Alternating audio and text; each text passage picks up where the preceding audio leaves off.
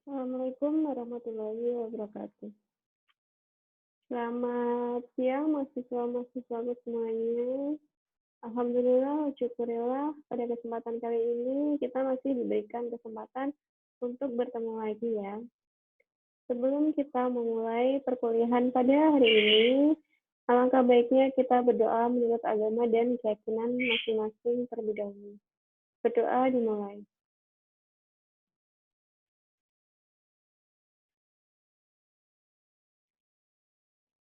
Doa selesai. Pertemuan yang lalu kita sudah membahas mengenai konsep dasar pemberian obat ya. Hari ini kita akan belajar bersama mengenai jenis pemberian obat dan cairan. Nah, jenis-jenis pemberian obat itu ada 9 ya. Yang pertama itu adalah oral, pemberian obat dengan cara oral. Nah, cara oral ini adalah cara yang paling mudah dan paling sering digunakan oleh semua orang. Obat yang digunakan itu biasanya memiliki onset yang lama dan efeknya itu pun juga akan lama ya. Kalau untuk parenteral itu pemberian obatnya dilakukan melalui jaringan tubuh atau injeksi ya. Nah, untuk pilihan ini, pilihan pemberian obat parenteral itu digunakan atau dilakukan apabila pemberian obat melalui mulut itu merupakan suatu kontraindikasi ya, sehingga dapat dilakukan pemberian obat melalui parenteral. Kemudian yang ketiga adalah topikal. Untuk pemberian obat topikal ini mempunyai efek lokal ya, karena hanya diberikan pada kulit saja. Efek sistemik dapat timbul jika kulit tipis. Kemudian inhalasi. Untuk pemberian obat inhalasi ini, jalan nafas memberikan tempat yang luas ya untuk absorpsi obat. Obat ini diinhalasi melalui mulut ataupun hidung. Jadi pemberian obatnya itu bisa melalui mulut ataupun hidung. Kemudian yang kelima, suppositoria atau rektum. Suppositoria ini berarti melalui anus ya, atau melalui rektum, dengan tujuan untuk memberikan efek lokal dan sistemik. Kemudian untuk vagina, itu berarti obatnya dimasukkan melalui vagina, dimasukkan ke dalam vagina, yang tujuannya itu agar mendapatkan efek terapi obat dan juga mengobati saluran, mengobati vagina maupun serviks. Kemudian yang ketujuh adalah mata. Melalui mata, obat dimasukkan ke dalam mata, bisa berupa salep mata yang cair, itu ada ya, ataupun bisa juga dengan cara salep. Kemudian yang kedelapan adalah melalui telinga. Jadi telinga dimasukkan melalui pemberian obatnya dimasukkan melalui kanal eksternal dalam bentuk cair obatnya. Kemudian yang ke-9 adalah epidural. Epidural ini pasien atau klien itu diberikan pembiusan ya pada bagian-bagian tertentu dengan menggunakan obat bius lokal. Nah, mari kita bahas satu persatu ya. Yang pertama adalah pemberian obat melalui oral. Pemberian obat melalui oral ini tujuannya untuk mendapatkan efek sistemik ya, tadi sudah saya jelaskan sedikit. Atau bisa juga pemberian obat melalui oral ini beredar melalui pembuluh darah. Keuntungannya itu yang pasien yang diberikan pemberian obat melalui oral ini efeknya akan menyenangkan karena mudah dan juga adalah cara yang paling aman. Contohnya itu, contoh obat oral di sini adalah tablet, kapsul, pil, dan serbuk. Nah, untuk obat yang berupa kapsul itu jangan dilepas ya pembungkusnya, tapi langsung saja diminum. Untuk persiapan alat dan bahannya itu ada baki, obat, kartu atau buku berisi rencana pengobatan, kemudian pemotong obat ini apabila diperlukan, martil dan lumpang pengerus juga apabila diperlukan, kemudian gelas pengukur juga apabila diperlukan, kemudian gelas yang berisi air minum ya. Biasanya air minumnya adalah air putih untuk minum obat, kemudian sedotan, sendok, pipet. Pipet ini juga apabila diperlukan ya, kemudian pet sesuai dengan ukuran mulut. Pipet pet ini digunakan apabila pasiennya itu adalah anak-anak. Untuk kelemahan dari pemberian obat melalui oral ini ada 4. Yang pertama itu aksinya itu lambat. Kemudian tidak dapat digunakan pada keadaan darurat karena aksinya yang lambat tadi. Kemudian waktu absorpsinya itu 30 hingga 45 menit dan efek puncaknya itu setelah 1 hingga 1,5 jam setelah pemberian obat oral. Kemudian rasa dan baunya itu mengganggu. Terkadang ada orang yang tidak bisa ya untuk minum obat karena rasa dan baunya itu membuat mual. Kemudian tidak dapat diberikan pada pasien yang mual, pasien yang mengalami mual muntah, kemudian semi koma, pasien yang menjalani pengisapan cairan lambung, dan pada pasien yang susah menelan. Nah, untuk jenis pemberian obat oral ini ada 2 jenis ya, 2 cara, yaitu sublingual dan bukal. Untuk sublingual itu cara pemberian obat ini diletakkan di bawah lidah ya, obatnya diletakkan di bawah lidah, efeknya itu akan lebih cepat ya untuk pemberian obat oral melalui sublingual ini karena pembuluh darah di bawah lidah itu merupakan pusat dari sakit. Untuk keuntungan dari pemberian obat oral melalui sublingual ini yaitu cara kerja obat itu lebih cepat. Kemudian setelah hancur di bawah lidah, obat itu akan segera diabsorpsi oleh tubuh ke dalam pembuluh darah. Tetapi apabila obat ini ditelan, itu maka obatnya itu akan tidak efektif, tidak aktif lagi karena proses kimiawi cairan lambung, sehingga menyebabkan obat yang seharusnya diminum dengan cara sublingual ini menjadi tidak aktif. Contoh obat sublingual di sini adalah obat nitrogliserin pada os dengan nyeri dada karena angina pectoris. Kemudian cara bukal itu obatnya diletakkan di antara gigi dengan selaput lendir pada pipi bagian dalam. Nah, cara kerjanya obat itu dibiarkan hancur sendiri ya, dan nanti akan diabsorpsi oleh tubuh. Untuk jenis pemberian obat dengan cara bukal ini jarang ya dilakukan, hanya dilakukan pada jenis preparat hormon dan juga enzim. Contohnya seperti oksitosin ya untuk meningkatkan tonus otot. Untuk prosedur kerjanya dalam pemberian obat oral ini yang pertama pastinya adalah cuci tangan 6 langkah, kemudian siapkan alat dan bahan, kemudian jelaskan kepada pasien prosedur apa yang akan kita lakukan. Kemudian baca obat dengan prinsip 6 benar obat ya. Kemudian bantu pasien untuk meminum obat dengan cara kalau misalkan yang pertama jika obatnya itu dalam bentuk tablet atau kapsul, tuangkan tablet atau kapsul ke dalam mangkok disposable ya, sekali pakai tanpa menyentuh obat. Jadi dari pembungkusnya langsung dituangkan ke dalam mangkok tablet atau kapsul tersebut.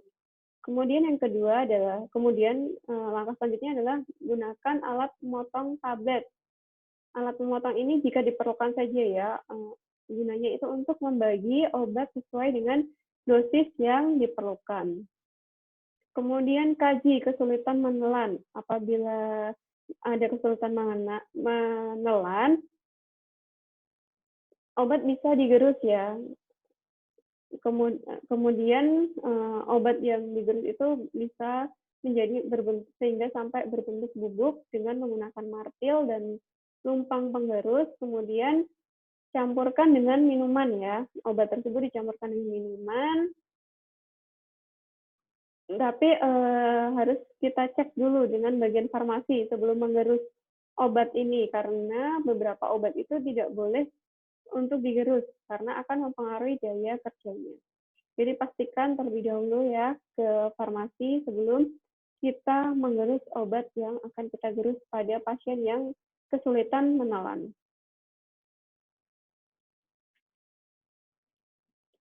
Kalau obatnya itu berbentuk cair, prosedur kerjanya yaitu kocok ya, kocok terlebih dahulu agar obat tercampur rata sebelum dituangkan ke dalam sendok. Apabila obatnya itu berubah warna atau lebih keruh, obatnya harus dibuang, tidak boleh diberikan kepada pasien. Kemudian buka tutup botol, setelah dikocok, buka tutup botol, kemudian letakkan menghadap ke atas ya, agar tutup bagian dalam itu tidak terkontaminasi.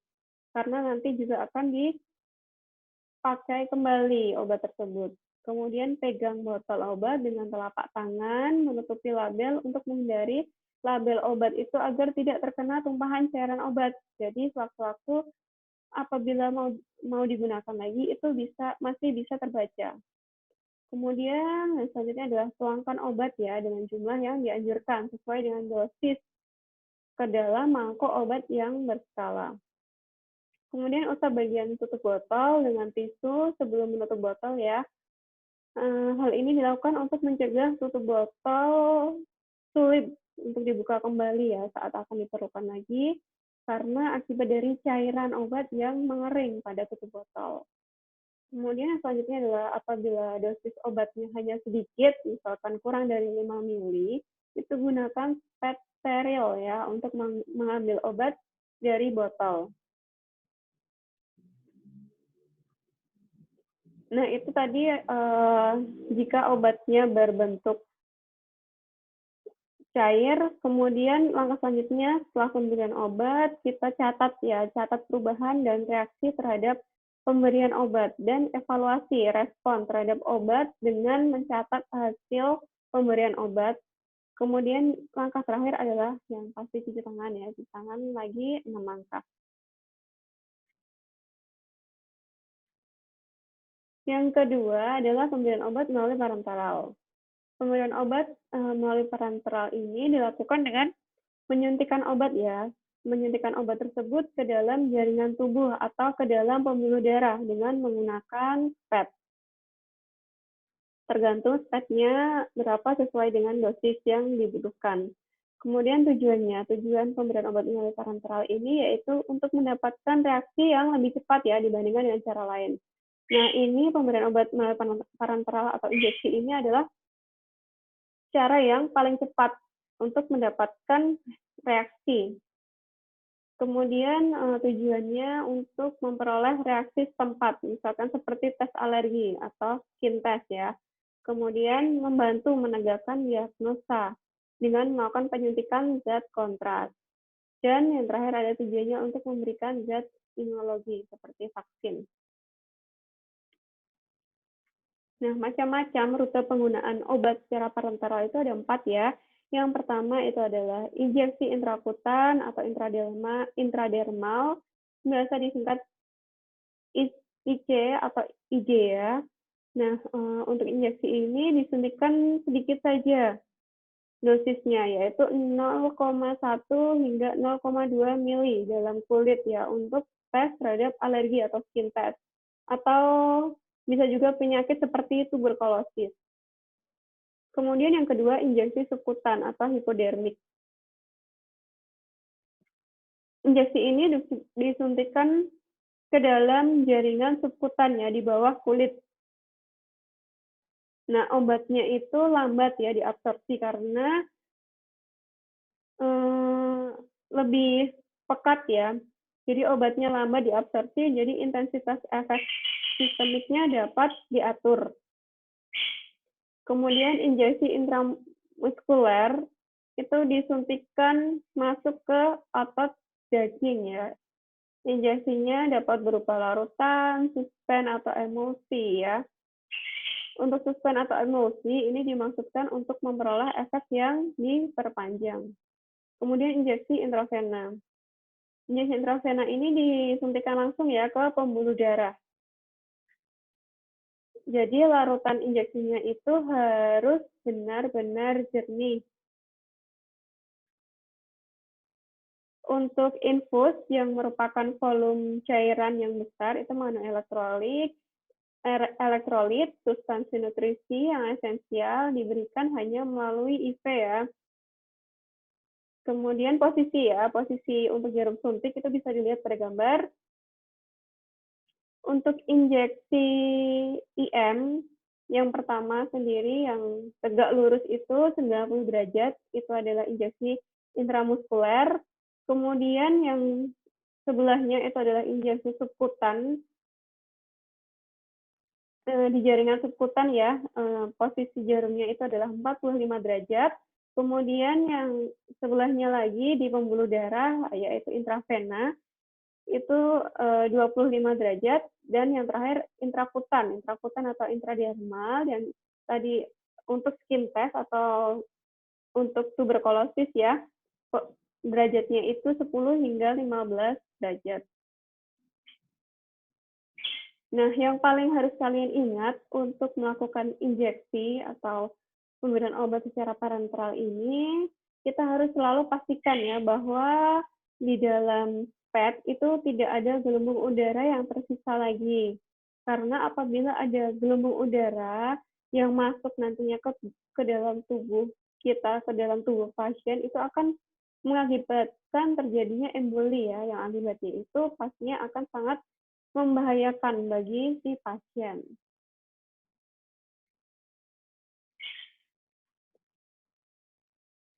Kita bahas satu-satu ya. Yang pertama itu intradermal atau IJ atau intrakutan atau disingkat IJ. Itu adalah pemberian obat dengan cara memasukkan obat ke dalam jaringan dermis di bawah epidermis kulit dengan menggunakan pad. Tujuannya itu memasukkan sejumlah toksin ya atau obat yang disimpan di bawah kulit untuk diabsorpsi. Metode untuk tes diagnostik terhadap alergi tadi, skin test, apakah pasien itu ada alergi terhadap obat antibiotik atau tidak, dilihat nanti reaksinya, apakah ada ruam atau gatal-gatal di sekitar daerah injeksi atau tidak. Kemudian misalkan atau bisa juga adanya penyakit-penyakit tertentu seperti tadi tuberkulosis. Untuk tempat injeksinya itu dilakukan bisa di lengan bawah ya, bagian dalam, kemudian dada bagian atas, dan punggung di bawah scapula. Jadi nanti obatnya kalau untuk IC itu yang dimasukkan ke dalam kulit itu hanya sedikit saja ya. Jadi masukkan obatnya tadi 10 hingga 15 derajat, kemudian dimasukkan sedikit saja, 0,1 sampai bergelembung kulitnya. Kalau sudah bergelembung berarti sudah benar cara menyuntikannya. Nah, untuk peralatan yang dibutuhkan itu ada buku catatan pemberian obat atau kartu obat, kemudian kapas alkohol, sarung tangan, obat yang sesuai, tes 1 mili, ballpoint atau spidol untuk menandai daerah yang sudah dilakukan skin test ya, kemudian spek, baki obat, dan bengkok. Jadi nanti tadi kapas alkohol untuk melakukan disinfeksi sebelum dilakukannya penyuntikan. Nah, setelah dilakukan penyuntikan, diusap lagi dengan kapal alkohol tadi, tapi hanya diusap saja, jangan ditekan ya, karena akan memberikan efek obatnya itu akan keluar lagi kalau ditekan. Kemudian selanjutnya seputan atau SC. Itu adalah pemberian obat dengan cara memasukkan obat ke dalam jaringan subkutan di bawah kulit dengan menggunakan pad. Posisi jarumnya adalah 45 derajat. Contohnya seperti vaksin, obat-obatan preoperasi, narkotik, insulin, dan heparin. Nah, area yang lazim dilakukan SC itu adalah lengan bagian atas luar, paha depan, daerah abdomen, area skapula pada punggung bagian atas, daerah ventrogluteal, dorsogluteal bagian atas. Jadi tujuan dari pemberian injeksi secara SC ini adalah memasukkan sejumlah obat ya ke dalam jaringan subkutan di bawah kulit untuk diabsorpsi oleh tubuh. Alat dan bahan yang diperlukan itu ada buku catatan, pemberian obat atau kartu obat, swab alkohol untuk disinfeksi, kemudian handscoon bersih ya, kemudian obat yang sesuai, pad 2 mili, pad, baki obat, plaster, dan bengkok. Yang selanjutnya adalah intramuskular atau IM ya. Ini adalah pemberian obat dengan cara memasukkan obat ke dalam jaringan otot dengan menggunakan pad. Posisi jarumnya itu tegak ya. Kalau untuk M tegak seperti memegang ballpoint ya. Tegak lurus terhadap permukaan kulit, jadi 90 derajat. Nah, area untuk IM ini adalah pada daerah lengan atas, itu dinamakan deltoid ya. Kalau untuk ini, pada daerah ini itu anjurkan pasien untuk duduk aja atau berbaring mendatar, lengan atas fleksi. Kemudian bisa juga dilakukan di daerah dorsogluteal atau gluteus maximus. Untuk pada area ini itu anjurkan pasien untuk tengkurap ya, dengan lutut diputar ke arah dalam, atau bisa juga miring dengan lutut bagian atas dan diletakkan di dalam di depan tungkai bawah ya.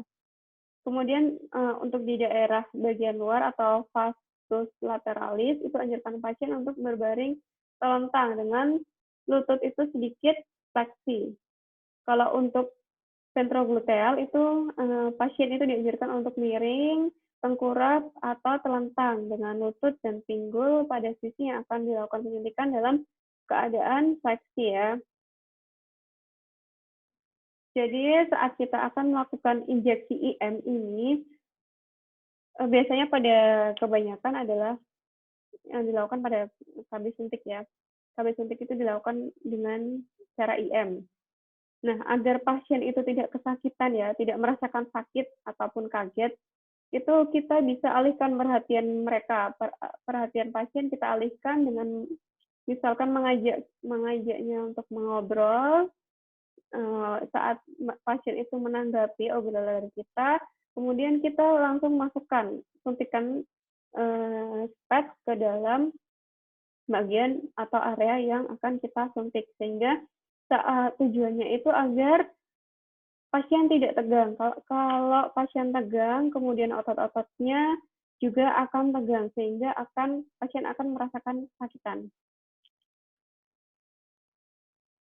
Nah, alat dan bahan yang digunakan itu adalah buku catatan atau pemberian obat, swab alkohol, handscoon bersih, obatnya sesuai, pad 2-5 mili, needle, pad, baki obat, plaster, dan bengkok. Kalau padnya sudah ada needle-nya, tidak perlu menggunakan needle.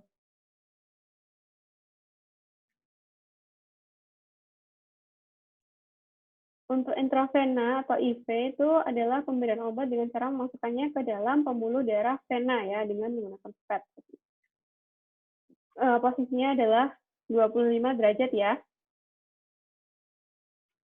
Kalau untuk dosisnya sesuai dengan kebutuhan pasien. Areanya itu bisa dilakukan di lengan. Kalau di lengan itu ada vena basalica dan vena cephalica ya. Atau pada tungkai itu berarti vena saphenous. Kalau di area leher itu adalah vena jugularis, kalau di kepala itu adalah vena frontalis atau vena temporalis. Jadi bisa dilihat di gambar ya, kalau kita akan melakukan injeksi IV, kita harus memasang torniket agar pembuluh darah itu terlihat.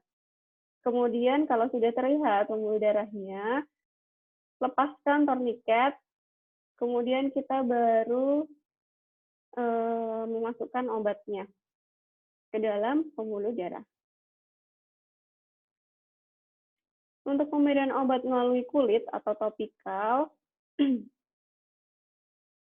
itu bentuknya itu berbentuk lotion, liniment, ointment, pasta, dan bubuk yang biasanya dipakai ya untuk pengobatan gangguan dermatologis. Tujuannya pemberian obat ini adalah untuk mempertahankan hidrasi, untuk melindungi permukaan kulit, untuk mengurangi iritasi kulit, dan juga untuk mengatasi adanya infeksi. Persiapan alat dan bahannya itu adalah obat dalam tempatnya ya, seperti krim, lotion, aerosol, dan spray. Kemudian pinset anatomis, kain kasta, kertas tisu, balutan, pengalas, air sabun, air hangat, sarung tangan. Air sabun, air hangat ini dibutuhkan untuk membersihkan daerah yang akan diberikan obat melalui kulit.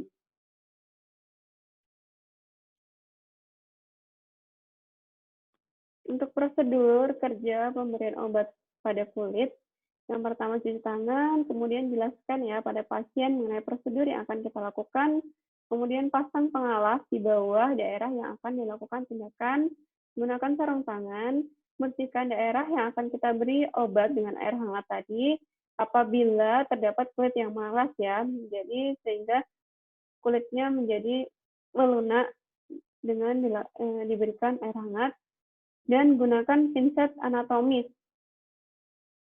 Kemudian berikan obat sesuai dengan indikasi dan cara pemakaian, seperti mengoleskan dan mengkompres bagian yang akan kita beri obat.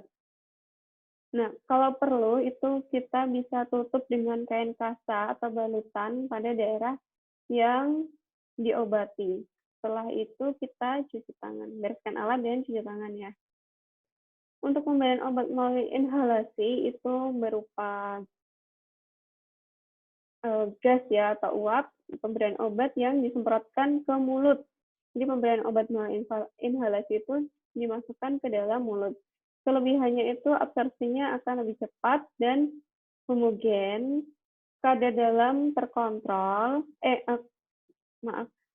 dapat terkontrol, kemudian terhindar dari efek lintas pertama, dan dapat diberikan langsung ya ke bronkus. Jadi obat langsung bisa masuk ke bronkus. Untuk obat melalui inhalasi ini kan tadi berupa gas atau uap ya, itu sangat cepat untuk diabsorpsi melalui alveoli paru-paru ya, dan membran mukosa pada saluran pencernaan, sehingga akan cepat bereaksi pada tubuh. Yang kelima, itu adalah pemberian obat melalui rektum.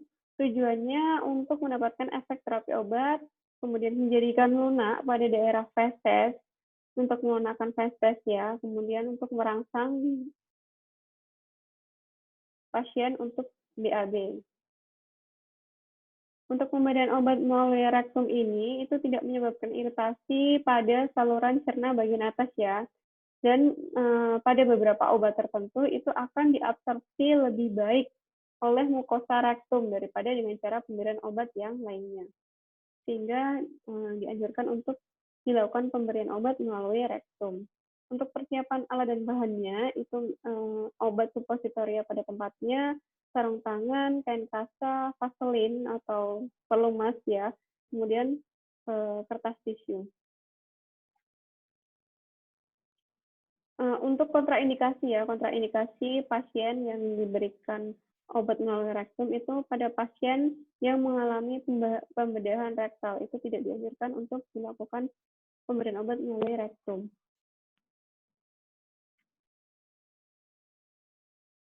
Untuk prosedur kerja dalam pemberian obat pada rektum, itu kita harus cuci tangan, kemudian jelaskan prosedur, gunakan sarung tangan, buka pembungkus obat, dan pegang obat dengan kain kasa ya.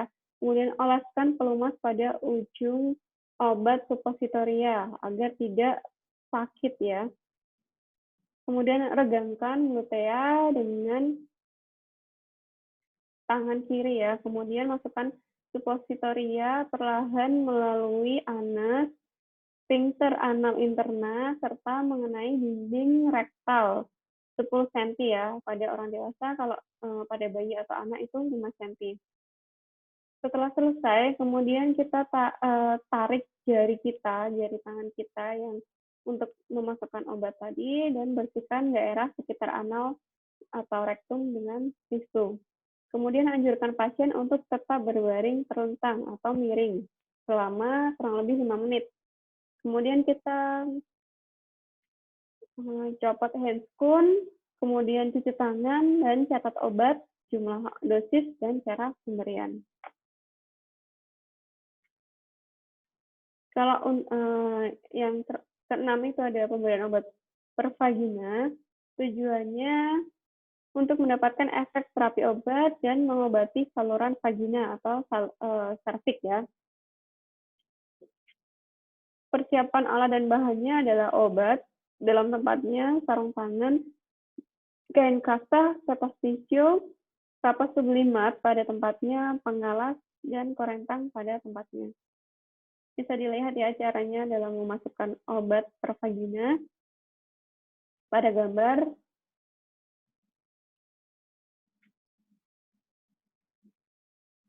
Untuk prosedur kerja pemberian obat per vagina, itu kita cuci tangan, jelaskan pada pasien mengenai prosedur yang akan kita lakukan, gunakan sarung tangan, buka pembungkus obat, dan pegang dengan kain kasa, bersihkan sekitar alat kelamin dengan kapas sublimat, anjurkan pasien tidur dengan posisi dorsal rekumben ya, seperti tadi yang ada di gambar. Kemudian apabila jenis obat supositoria itu, maka pembungkus obat kita buka, kemudian beri pelumas terlebih dahulu pada obat yang akan kita masukkan pada obat supositoria tadi. Kemudian regangkan labia minora dengan tangan kiri kita dan masukkan obat sepanjang dinding kanal vagina posterior sampai 7,5 hingga 10 cm. Kemudian setelah obat masuk ke dalam vagina, bersihkan daerah sekitar orificium dan labia dengan tisu. Kemudian anjurkan pasien untuk tetap dalam posisi selama 10 menit ya, agar obat itu dapat bereaksi terlebih dahulu. Kemudian cuci tangan,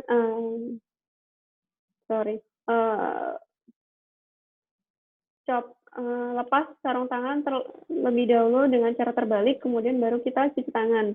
Kemudian catat jumlah dosis, waktu, dan cara pemberian obat. Untuk pemberian obat pada mata, itu bisa berupa tetes ataupun salep ya. Tujuannya untuk persiapan pemeriksaan struktur internal mata dengan mendilatasi pupil, kemudian pengukuran refraksi lensa dengan melemahkan otot lensa, dan juga bisa untuk penghilangan iritasi pada mata yang mengalami iritasi. Untuk persiapan alat dan bahannya, itu siapkan obat dalam tempatnya dengan penetes steril, atau bisa juga obatnya berupa salep, kemudian pipet, kemudian pinset anatomi dalam tempatnya, korentang dalam tempatnya, plester, kain kasa, kertas tisu, balutan, sarung tangan, air hangat, atau kapas pelembab. Prosedur kerjanya, kita cuci tangan terlebih dahulu, kemudian jelaskan pada pasien mengenai prosedur yang akan kita lakukan, atur posisi pasien dengan kepala menengadah ke atas ya, dengan posisi perawat di samping kanan ya. Kita ada di samping kanan pasien, kemudian kita gunakan sarung tangan, bersihkan daerah kelopak dan bulu mata dengan kapas lembab dari sudut mata ke arah hidung Apabila sangat kotor, basuh dengan air hangat. Kemudian buka mata dengan menekan perlahan-lahan bagian bawah dengan ibu jari, jari telunjuk di atas tulang orbita. Kemudian kita teteskan obat mata di atas kapus konjungtiva. Nah, setelah tetesan selesai sesuai dengan dosis yang dianjurkan oleh dokter, anjurkan pasien untuk menutup mata dengan perlahan apabila itu menggunakan obat tetes mata. Apabila obat mata ini jenisnya salep, berupa salep, itu kita pegang aplikator salep di atas pinggir kelopak mata. Kemudian pencet tube sehingga obat dapat keluar dan berikan obat pada kelopak mata di bagian bawah. Nah, setelah selesai, kita anjurkan pasien untuk melihat ke bawah ya secara bergantian dan berikan obat pada kelopak mata bagian atas. Jadi kita berikan obat di bagian bawah dulu, kemudian setelah pasien mengedip, kita berikan di kelopak mata bagian atas. Kemudian biarkan pasien untuk memejamkan mata dan menggerakkan kelopak mata. Setelah itu tutup mata dengan kasa ya, tutup mata dengan kasa ini apabila diperlukan saja. Kemudian cuci tangan, dan catat obat, jumlah, waktu, dan tempat pemberian. Yang kedelapan, pemberian obat pada telinga.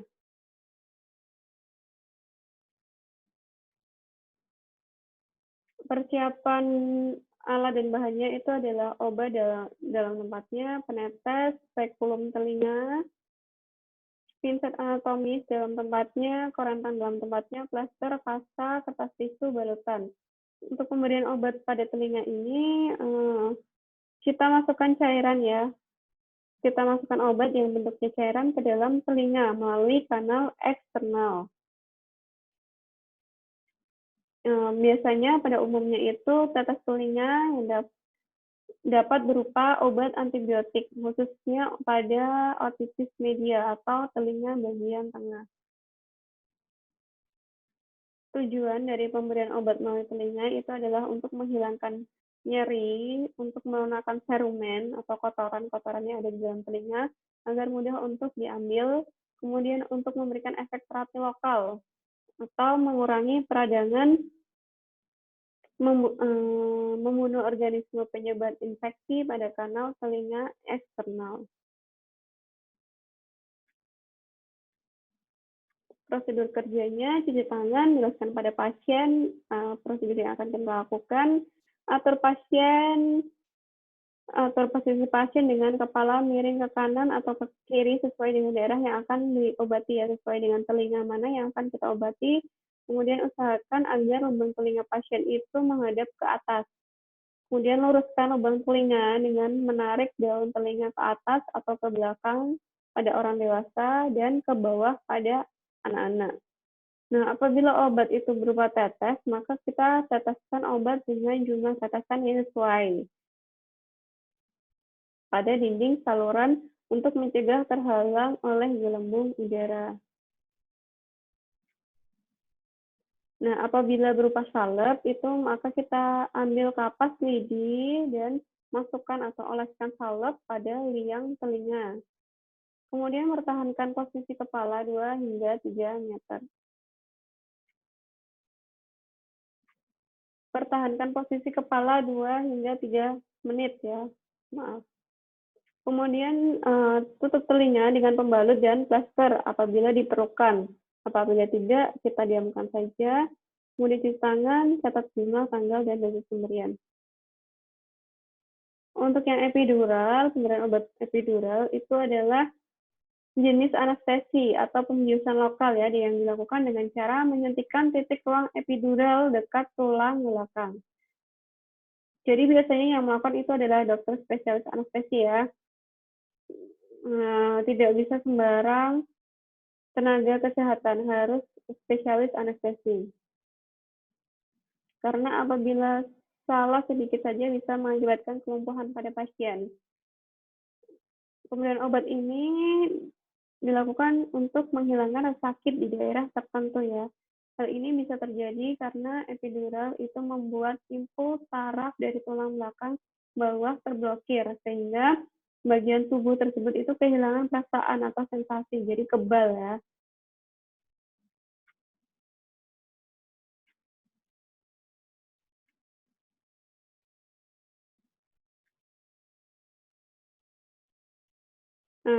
Untuk pemberian obat epidural ini biasanya bisa dilakukan pada wanita yang melahirkan normal, itu juga ada kemungkinan ya untuk mendapatkan suntikan epidural apabila ibu melahirkan tersebut sudah benar-benar tidak sanggup lagi untuk menahan rasa sakitnya karena pembukaan yang dialaminya.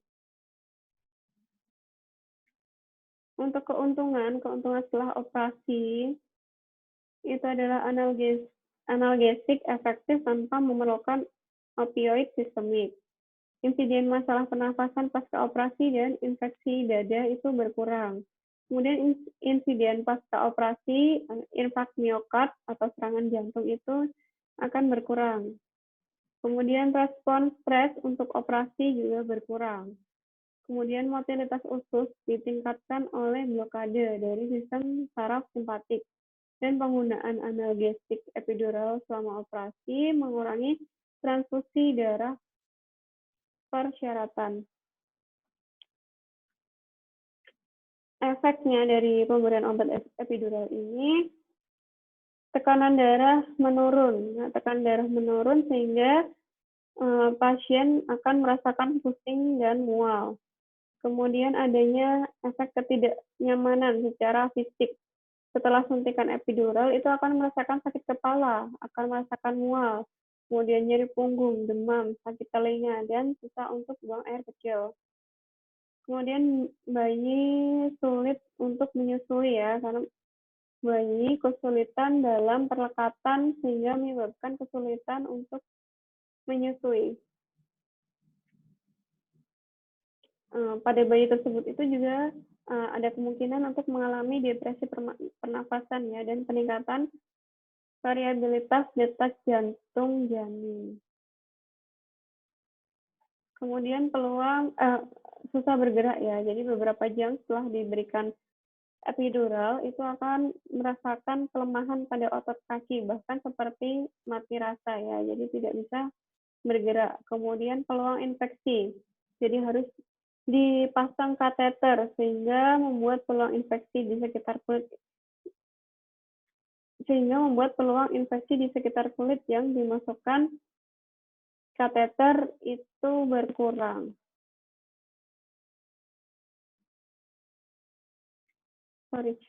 Peluang terjadinya infeksi ya, karena harus dipasang kateter setelah operasi sehingga membuat peluang untuk terjadinya infeksi ya di sekitar kulit yang dimasukkan bagian yang dimasukkan kateter sehingga bisa terjadi infeksi. Kemudian persiapan alatnya adalah jarum, pad, steril, kapas alkohol, bengkok, plester, gunting, instrumen, jarum epidural nomor 18 ya, kemudian kateter epidural, kateter konektor, epidural filter, obat yang diperlukan itu bupivacaino 0,5%, lidocain 20 mg, atau MO 6 mg. Untuk prosedur kerjanya, kaji adanya kebutuhan pemberian obat, periksa infus IV, dan siapkan alat. Kemudian posisikan ibu sesuai dengan instruksi dari dokter anestesia. Biasanya pada persalinan itu posisinya miring pada kala 1 persalinan ya, dan duduk pada kala 2. Jadi kalau pada kala 1 persalinan itu posisinya adalah miring, kalau pada kala 2 itu posisinya adalah duduk. Kemudian cuci tangan dan periksa kembali obat anestesi lokal. Kemudian bila ibu bebas dari kontraksi, buka penutup filter, kemudian disinfeksi port tersebut dengan kapas alkohol dan injeksikan ya obat anestesi lokal tersebut dengan kecepatan 5 ml per 30 detik. Kemudian observasi ibu, pasang kembali tutup filter, Nadi dan tekanan darah diukur seperti pada pemeriksaan awal ya, setiap 5 menit selama sedikitnya 20 menit. Jadi setiap 5 menit kita periksa nadi dan tekanan darahnya. Kemudian bila perlu, posisikan ibu kembali dan bereskan alat. Setelah itu kita dokumentasikan pemberian dan pengaruhnya, serta lakukan tindakan yang sesuai. Kemudian kita lanjutkan observasi untuk dampak dan efek samping dari pemberian obat epidural ini ya.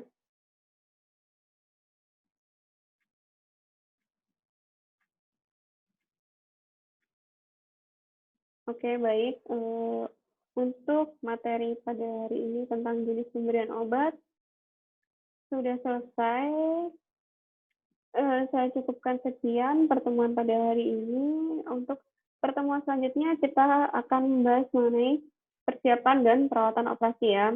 Kalian bisa mempersiapkannya terlebih dahulu untuk materi yang akan kita bahas minggu depan. Oke, baik. Apabila ada kurang lebihnya saya mohon maaf. Saya akhiri, wabillahi taufiq wal hidayah. Wassalamualaikum warahmatullahi wabarakatuh.